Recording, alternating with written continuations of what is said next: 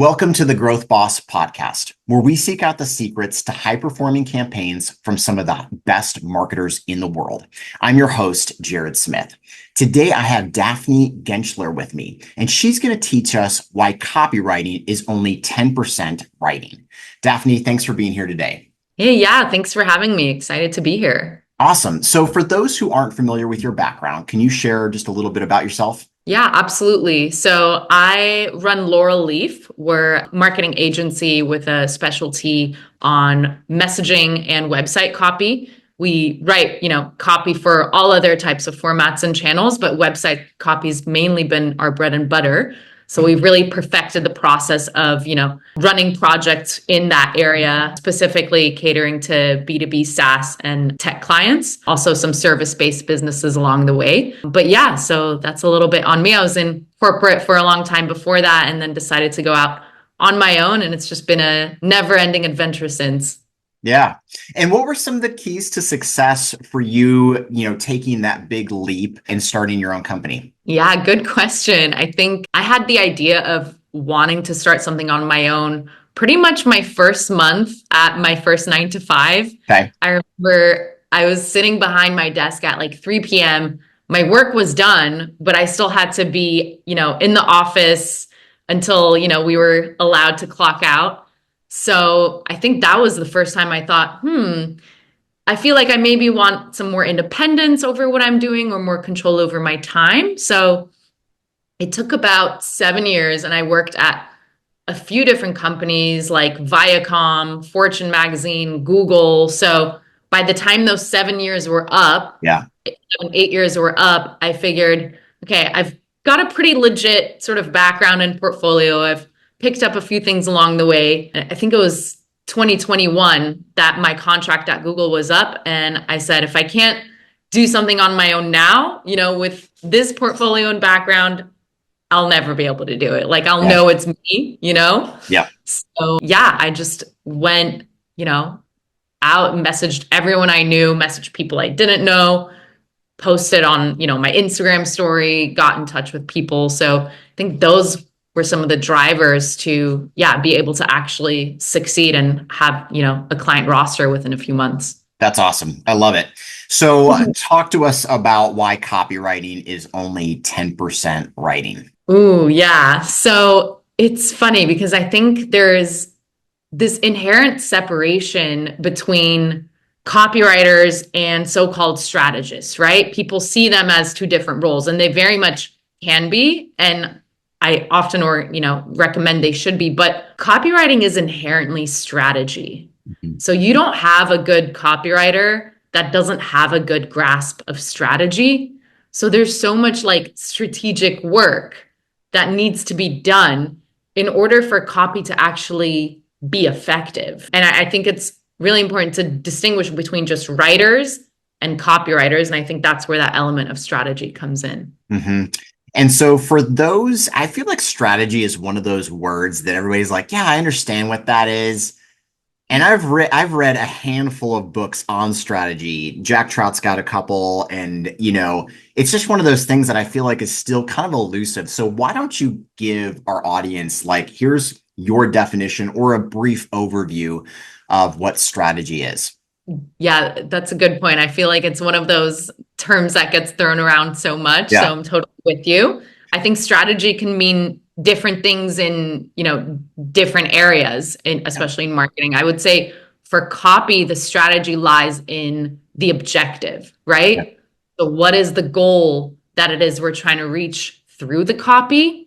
And how are we going to do that? Okay, beautiful. And so let's talk about first identifying a good objective. What are some good objectives, some good goals, and what are some bad ones? I feel like my definition of that changes so much, right? So it used to be, conversions is one goal, right? Like landing page conversions, that's a big goal. And that can be a good goal, but it almost depends like where those goals are. So in the world of B2B, and especially now when sales cycles are longer, a great conversion rate isn't necessarily the sign that, your website's killing it or something. So in that perspective or regard, conversion rate doesn't matter as much as a goal. Sure. So I don't know if it's so much like good or bad, but actually the right goal depends on the channel. Okay. So let's break down a couple good goals for maybe a couple different channels so that people can get a grasp of that. Only because I feel like, I talked to a prospective client today and, he's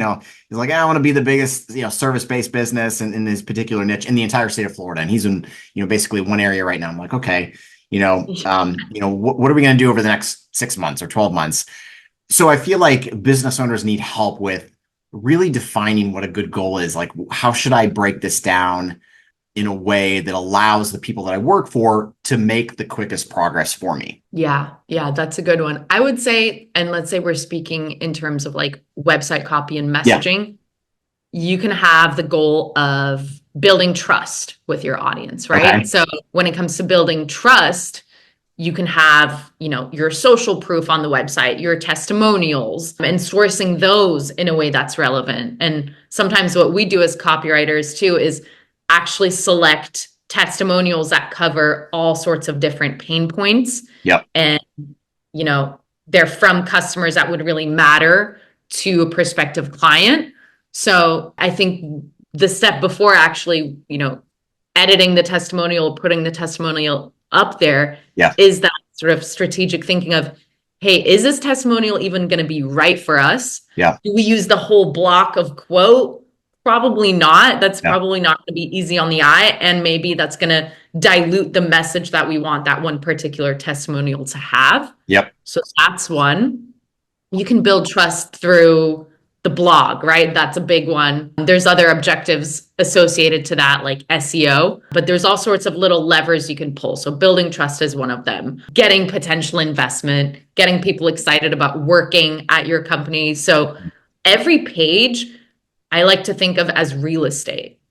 And how is that real estate going to be used most effectively for that particular goal? That goal of like, I want to be the biggest and best. Yeah. That's a bit of an overarching statement. So you got to understand what that means to you. I love that. And really breaking it down so that you can actually become that by achieving maybe a bunch of smaller goals along the way. Yeah, exactly. Okay. So what are the things that you generally either request from clients or do your own either competitive analysis or just reading through prospects' website to put together a really comprehensive strategy for them? Yeah. So it's funny. I'll tell you a little bit about a client we're, working with where the initial question was, what kind of brief do you guys usually work with? And I told them we actually don't work with briefs. Like, a lot of people think, okay, I want copy. This is what the company's about. These are our clients. And they think that poof, copy just appears. Right. So I told them we don't work with briefs. Like you said, we collect the materials and we ask the questions we need from them. So what we do is we have two sort of intake forms usually when we start a project. The first one kind of being more research around the brand, what led this company to be established, what's your mission, what are some of your values, what is your unique value prop. Then we've got forms around their ideal clients. So those are questions like, what keeps your ideal clients up at night? What are they doing right now that's not exactly working? What are some of their hesitations? Really making sure we get in their client's head as much as we can so that all of those nuggets of information fill up the real estate on the website. And so we don't end up repeating phrases over and over again, but every sort of section has its own purpose. And that's what we use for that. We can also do, customer interviews and things like that, but that's already going to start extending that scope, right? Yeah. So all this work that needs to be done, the 90% before copy. Right now, our client, they've got multiple customer segments, right? So we also got to kind of have all the information for those specific segments separately before you write copy. They want 8 use cases pages, 5 features pages, like all of that has to be so specific, right? So a lot of clients end up kind of underestimating that prep work that needs to happen. Okay. Absolutely. So I feel like a lot of clients get stuck on the value proposition. And okay, what's a good one? What's not a good one? How do I develop one? So for clients that you talk to and they're like, I think it's X, or I really don't know, what do you do to probably help them through that process so that they can really identify what makes them unique? Yeah. What I've seen work is just going out and talking to your customers Mm, and kind of seeing what messaging like really resonates with them and lands. And it's going to be something that you tweak over time, like yeah. especially early stage startups that we work with, like that positioning can change. And I wouldn't be so set on we need to find a value prop that's going to be our value prop forever, Okay. because that's going to change and it's okay that that changes. See what works for you for the most part in that moment Yeah. and keep going with that and building on that. Yeah. Okay. So for yourself, obviously you're a copywriter. There's tens of thousands, hundreds of thousands of copywriters out there. What is your kind of unique selling proposition? What have you landed on over the years? Another good one. You're really putting me on the spot. I like it. I think for me, yeah, when I first started my agency, we launched at the same time that ChatGPT blew up. Mm, So I was freaking out yeah. because I was working as a freelancer for a year before launching the agency, and it wasn't a thing that year. And then the year that I decided to expand and launch the agency, Yeah. all of a sudden we've got this so-called free alternative. Yep. So not only did I have to start differentiating myself, in a sea of other copywriters, I have to differentiate myself from this like free so-called alternative. Yeah. So it was really hard at first. I think I had to learn how to do that. So it was a lot of, trial and error along the way. I think my special focus in website copy helped me because Mm, what I did was establish a lot of relationships with web design agency owners. yep. And a lot of our projects come through them because clients, when they need a new website, immediately everyone turns to a web design agency. Everyone remembers copy last. Yes. So true. So one way that I've been able to sort of deal with that hurdle is, creating the right partnerships. The other way I've been able to overcome that is actually through LinkedIn content, Hmm. and also on X. So I remember in the first few months posting and getting a few nuggets here and there, but it Yeah. was very slow. The second I decided to start publishing videos was when things really changed for me. Interesting. Yeah, that I got my like several just inbound Calendly invitations from, the first few videos. Do you feel like that was because you had unique angles in those videos, or just that people prefer consuming video content? So more people saw maybe the great content you were already putting out, but it was in video form versus just written. Yeah, I think a bit of both. Okay. But the videos that started blowing up for me were these copy audits or messaging and copy audits that I Okay. have, where I go through a homepage and I look at three things that I like, three things that I would improve. Okay. It was a very digestible edutainment style to the video Yeah. where it was easy to watch. And I think what happened was it just stood out on the timeline, right? People weren't posting videos as much, I think, in 2023. Now it's a lot more. So I think once people saw that and it stood out on their timeline, they were like, oh, this is different. Let me look into this. Yeah. And then I think also when people can see how you think, right? And that makes them trust you more and that you're literally there on the camera. They can see your face, they can see who you are, how you act. Yeah. So all of those, strategic goals that we talked about can kind of come to fruition here. I like it. One of the things you also mentioned that was super important in this kind of strategic process is identifying your ideal client. And I feel like that is definitely one of the areas I've struggled with over the years. I just want to work with everybody or anybody who wants to work with me. I'm actually in the process of launching a new brand, and it's a product that anybody could use. And so, but I know in the back of my head, like I have to drill down, I have to make it specific enough so that we are relevant to a certain audience and we don't feel generic in the market. So what are some, tidbits or advice that you give business owners as they're trying to identify the ideal client and maybe concerned about getting kind of boxed in or they're like, hey, this is a small demographic. I want to be able to expand over time. What advice do you have for business owners in that area?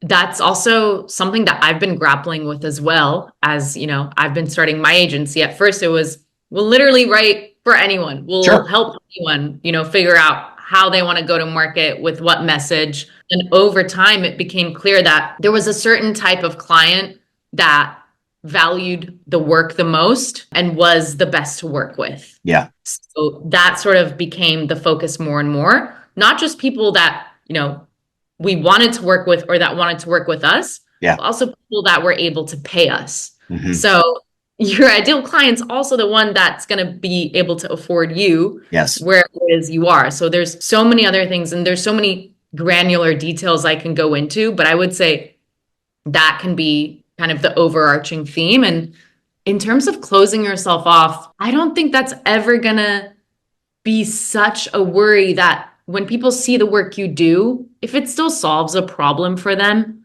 that's not going to prevent them from reaching out. So, No. I help B2B tech and service businesses, but we have lifestyle and consumer brands that also work with us, So if Yeah. people see what you're all about and what kind of problems you solve, that differentiation or ICP isn't going to box you in too much. Yeah. It's going to box you in the right way so that those clients are going to trust your specialization. Yeah. But other brands are kind of in your circle. It's not going to be like a make or break deal either. I like that. I like that. One of the examples that I give to fellow business owners that are struggling with this is I say, just look at Apple. When they started, they created computers that you would put together yourself. They were serving a DIY crowd. They weren't serving mass market. That wasn't their goal. And then, they started creating computers for creatives and artists. Even then, it wasn't like, hey, we want to create computers for everybody. Now, obviously, they have the iPhone, and I think, just about everybody appreciates what they put together, but they didn't start that way. Most companies didn't. If you look at most companies, they started very niche. They moved on. So there's a lot of upward growth for any company that starts in a small niche. Mm-hmm. What's that quote? Like, when you're trying to talk to everyone, you don't talk to anyone. Exactly. Like that. So Yeah. yeah. Exactly. So once you've kind of compiled, actually, before I go into that, how do competitors play a role in this strategy? It sounds like you're getting a lot of feedback from the client. Maybe you're having some interviews or doing surveys with their customers. Where do competitors play a role in this? Yeah. I think it's a bit of a, two-sided sword, right? Because I think when you're focusing too much on competitors, it can pigeonhole you a little bit. Okay. And then you end up just trying to replicate things that have already been done and you forget what makes you special. I would say focusing on competitors to see what's the caliber, right? Okay. Like, what's the caliber of quality that people are expecting, and see if you can match that. And besides just matching it, find gaps. So we do a bit of competitive research with our customers, but we don't try to emulate exactly what they're doing. We're just trying to get an understanding of the levels that they're at, right? But I think most importantly, you got to focus on yourself,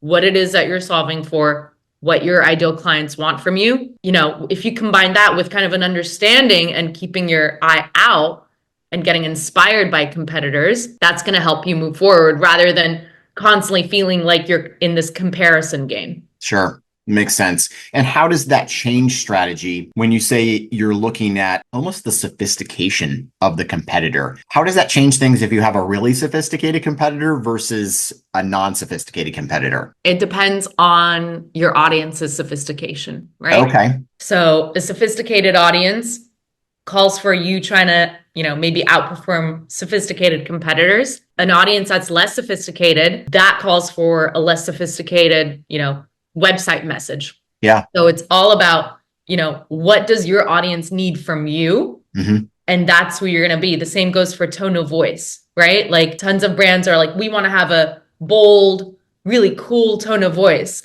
And I'm like, but what tone of voice does your audience need from you in order to buy from you? And hopefully that lines up with what you want to produce, right?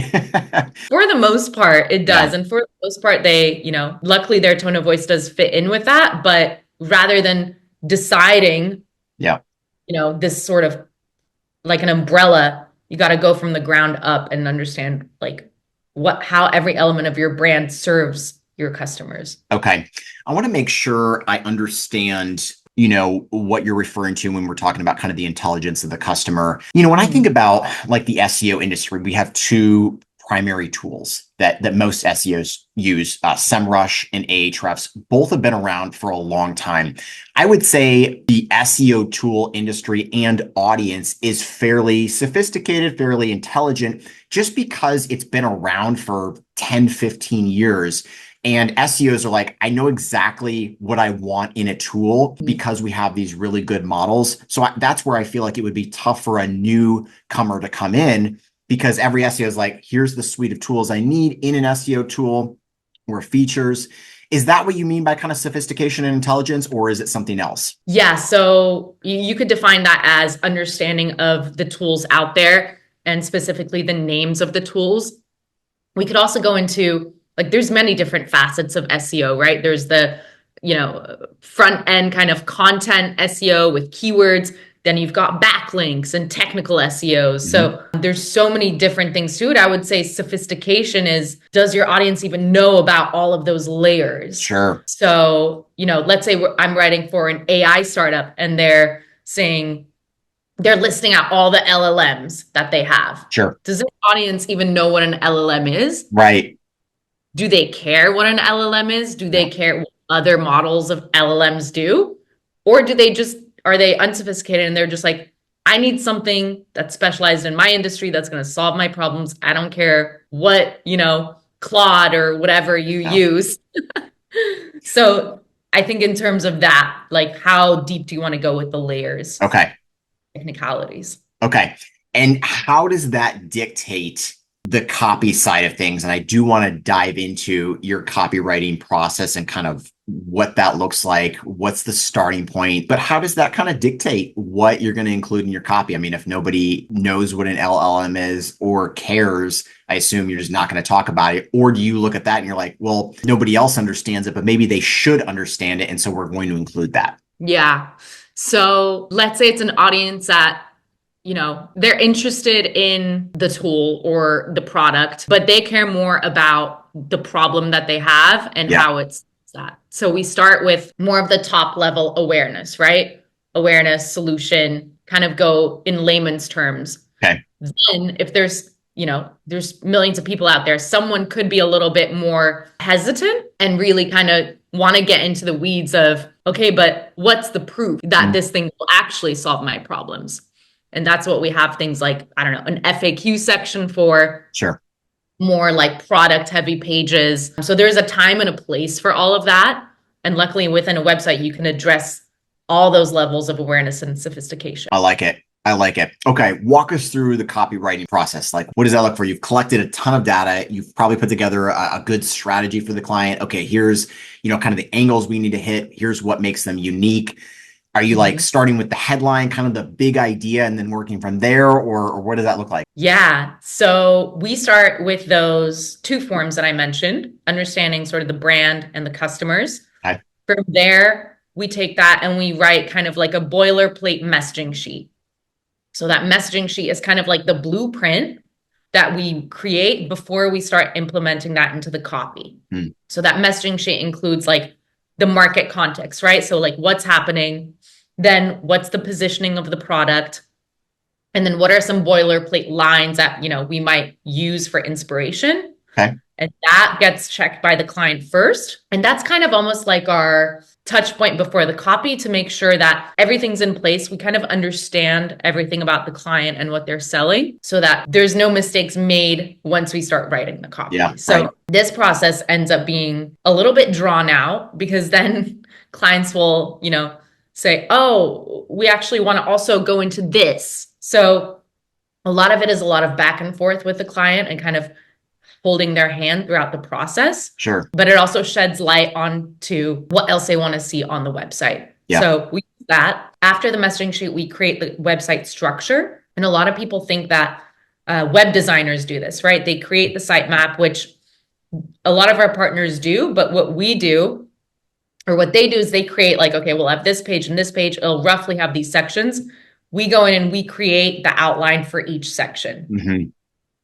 So we use a tool called Octopus for that. And it kind of has like very like high level view of like a wireframe, but you can customize a little bit Okay. in terms of what the sections look like. So we create that. We make sure that it's telling the story from the customer's perspective, that it's geared for, the right goals that you want to achieve. So Yeah. the CPAs, the building the trust, creating empathy with the audience. That's how we make the structure. Then we get that approved. Once that's all approved and the messaging's approved, then we can start writing the copy. Okay. So once we start writing the copy, we tend to start with the homepage and kind of use that as a checkpoint with the client and also as a way of delivering value early for them in the Sure. process. More and more, I've been hearing other theories that it might be worth starting with the other pages Hmm. and then almost leaving the homepage last. Interesting. Yeah. And I think that's because the homepage is kind of almost like the introduction,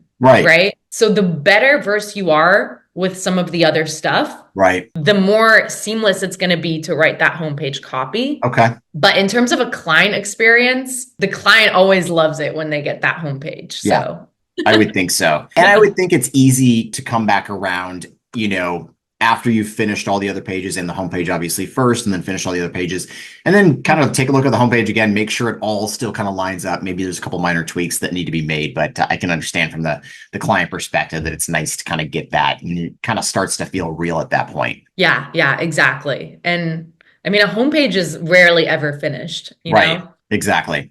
I mean, we've updated ours, I don't know, dozens and dozens and dozens of times over the last 6 years. So you constantly Yeah. learn new things about your clients and you want to test things. And, we've worked with a conversion optimization company for years. And so you're constantly like, how do we improve and get better? So yeah, it's never done.